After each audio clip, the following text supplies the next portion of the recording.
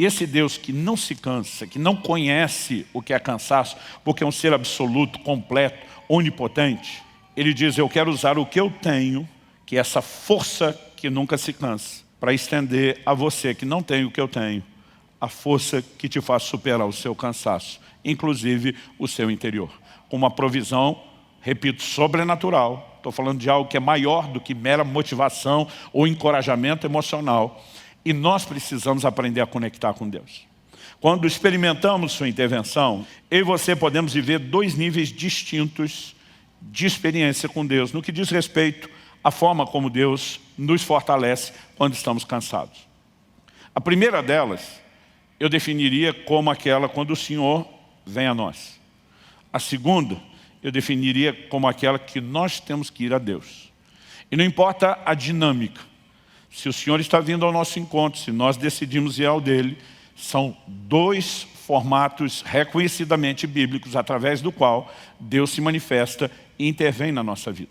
Então me deixa dar tanto um exemplo bíblico como um exemplo pessoal que ilustre a aplicação da verdade bíblica sobre cada um dos dois. Em 2 Timóteo, no capítulo 4, e nos versículos 16 e 17, o apóstolo Paulo diz assim, na minha primeira defesa, ninguém foi a meu favor, todos me abandonaram. Outra tradução diz, ninguém esteve ao meu lado. A NVI diz, ninguém apareceu para me apoiar.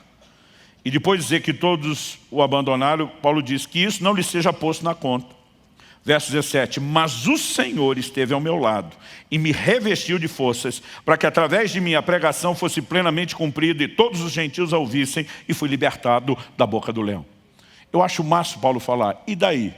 Que essa turma com quem eu tinha uma expectativa, gente que me ama, que se importa, que eu contava que estivesse lá, não apareceu. Ele diz, o Senhor esteve ao meu lado e me revestiu de forças.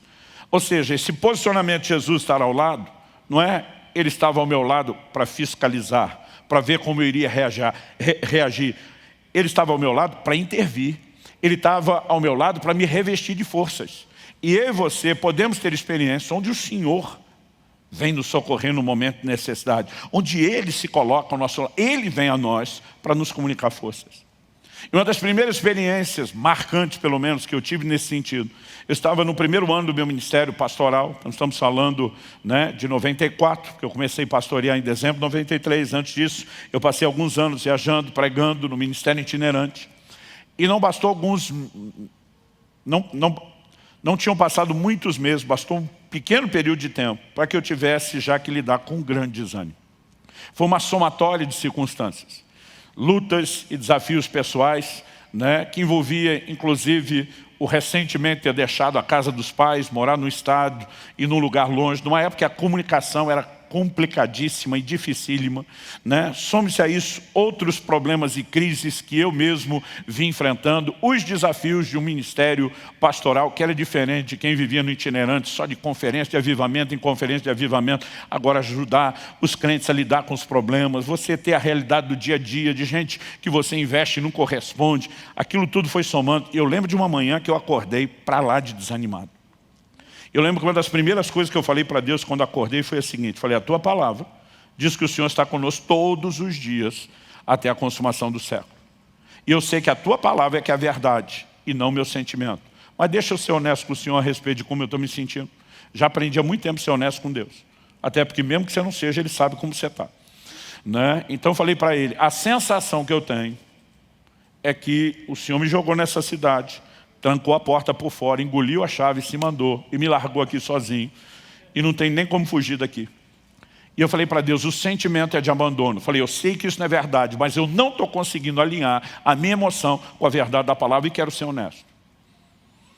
Levantei, fui para uma reunião de oração que a gente tinha logo cedo. De lá comecei os atendimentos, que tínhamos agendados aí o tempo todo, um pedaço do almoço, começo da tarde livre, fiz um monte de visita, voltei para os atendimentos, emendei para um culto à noite. Depois do culto, tínhamos uma situação difícil para resolver e eu gastei horas numa reunião de conciliação familiar. Eu lembro que eu cheguei em casa, era depois de 1h30 da manhã, antes de 2, mas jamais de 1h30. Cheguei tarde, cansado, pelo menos aquele dia corrido me distraiu, não me deixou lembrar do sentimento.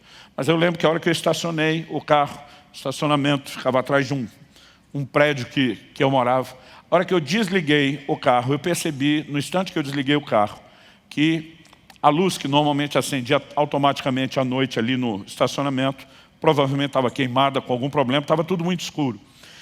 Tão escuro a ponto de, naquela época, você não fechava carro no controle, era na chave, né? A ponto de eu ter dificuldade de localizar ali a fechadura para conseguir, enquanto naquela missão no escuro, tentando fechar o carro com a chave, uma voz rouca e cavernosa ressoa atrás de mim. Você está cansado. Eu já ia virar repreendendo o Satanás. Depois eu levei em consideração a segunda possibilidade. Quem vive aprontando com os outros, sempre fica meio que de prontidão com o que podem fazer com ele. A Bíblia diz que quem semeia vento colhe tempestade. Naquele momento, eu dei primeiro uma olhada, falei, antes de eu dar motivo para depois ainda tirar com a minha cara, olhei para a janela do prédio onde morava, se não era outro amigo, a voz não era dele, né? Enquanto eu estou ali procurando, sai um irmão das trevas, do canto mais escuro, rindo. Era um irmão da igreja que usava o mesmo estacionamento. Falei, pastor, desculpa, eu não resisti. Eu vejo que vocês estão sempre aprontando com o outro. Vocês, era principalmente eu e o pastor Luiz Gomes, que ministrou aqui no Sobrenatural. Nós dividimos um apartamento quando solteiro. E eu só pensando, miserável, você me paga, vai ter troco. Né? Eu por fora sorrindo, cara de paisagem, por dentro assim, a maldade já programando o que é que eu podia fazer de volta. E eu acho que distraído com aquilo, eu não tinha percebido o tamanho do susto que eu levei.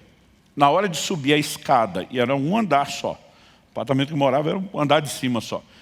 Eu percebi o tamanho do susto, que as pernas estavam mole. Estava difícil subir a escada, eu só pensando, vai ter troco. Mas ao mesmo tempo que eu planejava a minha vingança, eu estou nessa, não quero que me peguem de novo. Então eu entrei com muito cuidado na casa, dei uma boa olhada.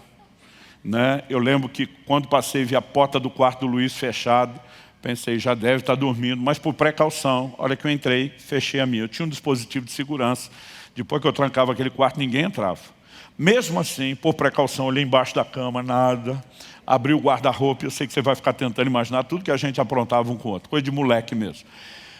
Quando eu tinha certeza que não tinha mais ninguém para me dar um susto, fui para a cama dormir. E gente, eu calculo que deve ter sido de 2 a 3 minutos só. Porque eu lembro que foi o tempo de eu deitar do lado direito, senti que não acomodou, virei de costa a nada, virei para o lado esquerdo, para o lado da parede. A hora que eu virei para o lado da parede, uma mão me pegou no ombro. Depois de toda aquela checagem, que não tem ninguém, sabendo que não tem ninguém como entrar. Aí alguém me perguntou outro dia, pastor, o senhor assustou? Falei, não, eu acho que não tinha mais adrenalina, tudo já tinha saído lá embaixo. Não tinha mais nem como assustar. Segundo, o toque não era hostil. Sabe tipo quando você encontra alguém que primeiro você dá uma batidinha no ombro, depois segura firme? O toque era gentil. E eu ouvi uma das vozes mais doces e belas da minha vida. E até hoje isso me emociona. A voz disse assim, você não está sozinho. E a hora que falou foi como se fosse um filme. Eu de manhã dizendo, o Senhor me largou nessa cidade, me abandonou, eu estou me sentindo sozinho. E naquele momento, eu não consigo te descrever o quão real era a presença do Senhor lá da cama. Tudo que eu conseguia era chorar, cheio do Espírito, orar em outras línguas. Eu fiquei com muito medo, não era um medo ruim, é difícil explicar isso, mas era um temor, era uma coisa boa, mas um temor de olhar. Né? Eu gastei um tempo ali chorando, eu sentia que aquela presença continuava ali, eu criei muita coragem para dar uma espiadinha, não via ninguém ao lado da cama, mas eu sentia aquela presença tão forte, e eu não consigo te descrever o quanto aquele toque me turbinou. Até hoje, tem dias quando começa a bater o cansaço, e eu lembro da experiência, a lembrança já me dá outro gás, parece que eu agarrei no trifásico. Você não está sozinho. Essa talvez seja uma das minhas versões na vida pessoal, para dizer o que Paulo falou. O Senhor esteve ao meu lado, Ele me fortaleceu. Eu tenho certeza que aquele dia não era nenhum anjo do lado da cama, era o Senhor que estava ali me tocando, ministrando. Muitas vezes Ele virá ao nosso encontro, Ele vai comunicar algo que não tem explicação. Né? Não estou falando de alguém que me motivou, eu recebi uma descarga, aquilo tocou meu corpo, tocou minha alma, tocou meu espírito. Eu fui revestido de Deus de uma maneira sobrenatural. Isso, embora tenha sido extraordinário, me gerou uma expectativa que eu diria desequilibrada. Por quê? A partir daquele dia eu imaginava, sempre que estiver precisando, o gás vai vir desse jeito. Mas nunca rolou outra dessa. Na verdade, não demorou muito tempo para eu descobrir que esse não é o único formato de Deus nos fortalecer. Há momentos onde Ele vem a nós. Há momentos onde Ele espera que nós possamos ir a Ele. Em 1 Samuel, no capítulo 30, eu vou dar outro exemplo bíblico e depois, de novo, quero compartilhar um exemplo pessoal que ilustre a aplicação. 1 Samuel, capítulo 30, a Bíblia diz que Davi e os seus homens chegam em Ziclag, cidade dos filisteus, onde eles haviam se estabelecido enquanto fugiam de Saul. E a Bíblia diz que ao chegarem, descobriram a cidade destruída, queimada pelos amalequitas, descobriram que mulheres e crianças tinham sido levadas cativos junto com todo o gado. A Bíblia diz que Davi e os seus homens, verso 4 diz assim: então Davi e o povo que estava com ele ergueram a voz e choraram, até não terem mais forças para chorar. Aqui, gente, não é que eles não tinham força para reagir, eles não tinham força para continuar chorando. Você consegue imaginar o nível de abatimento dessa turma? E a situação que parecia não poder piorar, deu sinais de que pioraria. Anos atrás eu ouvi uma frase que nunca saiu da minha cabeça. Foi uma pessoa dizendo: quando eu achei que tinha chegado no fundo do poço, descobri que o fundo do poço tinha porão, dava para piorar. O verso 6 diz assim: Davi ficou muito angustiado, não só pelo que aconteceu, a Bíblia diz, pois o povo falava de apedrejá-lo, porque todos estavam amargurados, cada um por causa de seus filhos e suas filhas. O texto diz assim: mas Davi se reanimou no Senhor seu Deus. A NVI traduziu: Davi, porém, fortaleceu-se no Senhor seu Deus. No momento em que não tinha força nem para chorar, a Bíblia não fala do Senhor se colocando ao lado de Davi, como fez com Paulo. Mas Davi naquele momento disse: se eu não correr para Deus, o que já está feio vai piorar. E a Bíblia diz que ele toma uma decisão, ele se fortaleceu no Senhor seu Deus.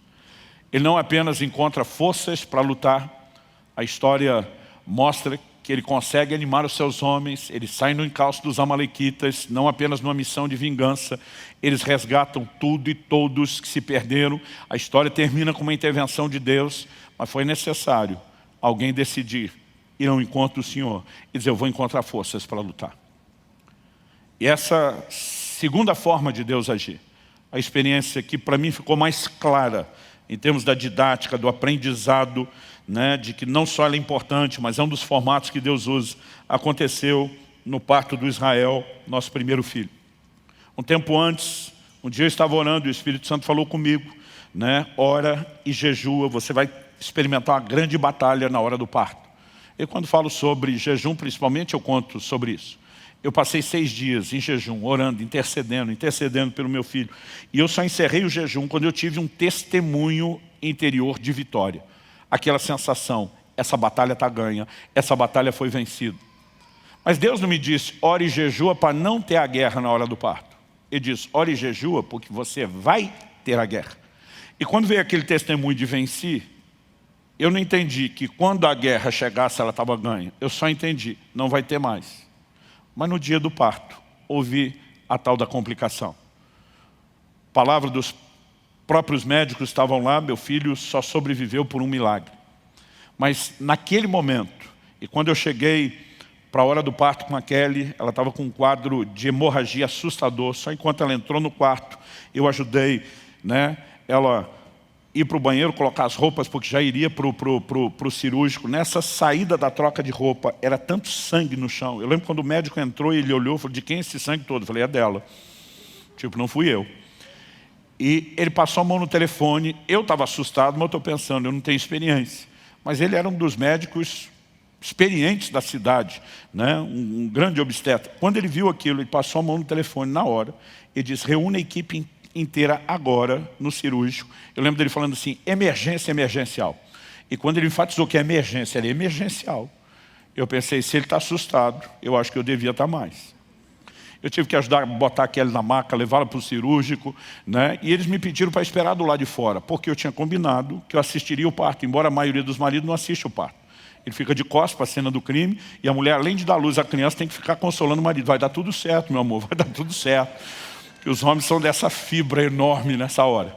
Mas naquele dia, e ele falou: aguarda lá, você só entra na hora que estiver tudo pronto aqui, finalmente nós vamos te chamar. E eu lembro que do lado de fora, eu nunca senti um desânimo e um abatimento tão grande. É quase como se eu acreditasse que eu tinha perdido a batalha. É quase como se eu entendesse, não, se isso aconteceu, eu não garanti nenhum resultado. Em vez de entender que naquele dia eu não evitei, mas eu ganhei a batalha, um desânimo se instalou que eu não consigo te definir. E foi naquele momento que eu estava esperando que alguma mão me tocasse no ombro. Que talvez pelo menos um anjo viesse do céu, fazer um cafuné na minha cabeça, vai dar tudo certo, gordinho, fica firme aí. Né? Nada disso rolou. A sensação que eu tinha é que Deus não estava por perto, que Ele não veio ao meu encontro. Mas naquele momento, de alguma forma, eu senti o próprio Deus me provocando. Que a semelhança de Davi, eu tinha que me fortalecer em Deus. E eu fiz uma escolha, eu vou entrar nesse lugar. Eu vou buscar essas forças. E eu fui turbinado de uma forma sobrenatural. Eu não apenas consegui romper aquela apatia interior, algo acendeu dentro de mim quando eu tive aquele posicionamento de fé. Eu enlouqueci, eu tive um surto de fé. Foi uma coisa assim, além da minha capacidade de explicação. E ali eu me levantei, eu comecei a declarar a palavra de Deus, eu comecei a profetizar o milagre, a intervenção que aconteceria. Quando finalmente eles me chamaram para o centro cirúrgico, não foi minha mulher que teve segurado na minha mão e dizer, vai estar tudo certo. Eu entrei, segurei a mão dela, olhei bem no olho dela, falei para ela, falei, Kelly, presta atenção, vai dar tudo certo. Ela falou, eu sei. Falei, você acha que sabe? Quem sabe sou eu. E se você sabe, você não sabe o tanto que eu sei. Vai dar tudo certo, o Senhor está conosco. Eu virei um leão. E depois, quando simplesmente todo mundo estava dizendo, o milagre aconteceu, a sensação depois, não antes, era, eu sabia. Adiante daquele posicionamento era, cadê você, Deus? Aonde o Senhor foi parar? Agora, o que eu entendi a partir daquela dinâmica, vendo textos como esse que eu estou dando, que nem sempre a dinâmica de fortalecimento é a mesma. Há momentos onde a Bíblia, aliás, a maior parte do tempo, a Bíblia nos ordena ir ao Senhor. Não manda a gente esperar de forma passiva que Ele vem. Então me deixe ler alguns textos. Efésios capítulo 3, verso 16. Para que segundo a riqueza da sua glória vos conceda que sejais fortalecidos com poder mediante o seu espírito no homem interior. No mesmo lugar onde o cansaço se manifesta, do lado de dentro, interior, é onde o revestimento de poder quer se manifestar. Efésios 6,10 diz, quanto ao mais, sede fortalecidos no Senhor e na força do seu poder. A maior parte das versões traz isso no imperativo, fortalecei-vos no Senhor e na força do seu poder. É você que vai lá buscar as forças em Deus. Colossenses capítulo 1, verso 11, sendo fortalecidos com todo o poder, segundo a força da sua glória. A verdade é que a maioria das circunstâncias, eu e você vamos descobrir que nós estamos numa espécie de batalha de improviso. A gente não se sente pronto para ela, nem em situações como a minha, quando Deus ainda avisou que haveria uma batalha. De alguma forma a gente parece criar uma fantasia e dizer, não vai ser bem assim. E a sensação muitas vezes é que a gente é pego de surpresa, de improviso. Quando eu falo de improviso parece que você tem que lutar de uma forma para a qual você não sente que está preparado. Né? E quando eu falo preparado não é nem só treinado, você não parece não ter os recursos. Isso sempre me faz lembrar de uma declaração de Deus que está lá no livro do profeta Joel, no capítulo 3, versículos 9 e 10.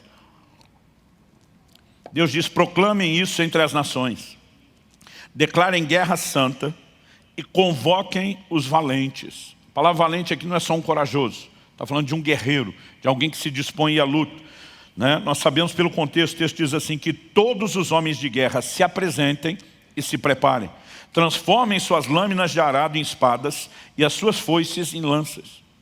Ou seja, Deus está dizendo que tem que ainda arregimentar, alistar o exército todo. E que essa turma nem armamento tem. Eles vão improvisar.